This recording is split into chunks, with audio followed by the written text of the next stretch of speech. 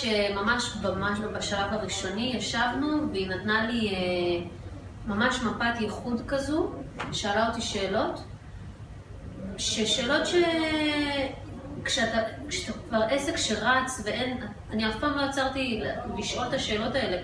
מה מייחד אותי מעסקים אחרים בתחום שלי? מה עושה אותי כל כך מיוחדת? למה לקוחות יבחרו בי? מה הלקוחות שלי באמת רוצים? ופתאום כשאני כבר ניצבת מול הדבר הזה, וזה ממש להסתכל על הדבר הזה בעיניים, ואני צריכה לענות על הדברים, ואני אומרת, רגע, יש פה דברים שאני מפספסת. יש פה קהל מסוים שאני יודעת לתת לו מענה ואני לא נותנת לו מספיק. או יש פה קהל מסוים שאני נותנת לו מענה ואולי אני לא צריכה להיות שם.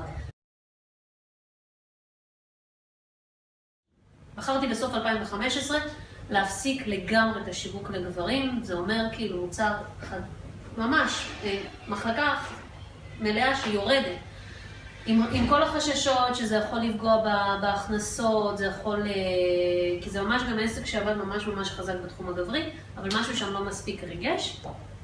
זה חלק מהדברים.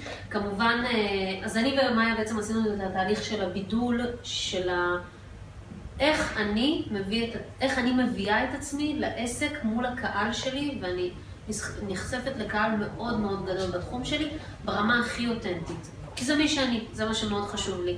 כשאני פוגשת את אחד מהלקוחות שלי בכנסים, באירועים, פוגשים אותי, את הצורה הכי אותנטית. והיה לי חשוב, כשמאיה ישבה איתי, אמרתי, אני רוצה שתעזרי לי לשווק את זה גם, כי לא את כל לקוח שלי פוגש באופן אישי, יש לי גם תוכניות אינטרנטיות, אני רוצה שהם כאילו פשוט יכירו אותי כמו שאני. ואת זה מאיה ידעה לעשות ברמה מאוד טובה, כבר בשלב הראשון. כל הבאנר, כל הקורסים, כל התכנים, הכל הפך להיות מאוד נשי, אבל עדיין עצמתי.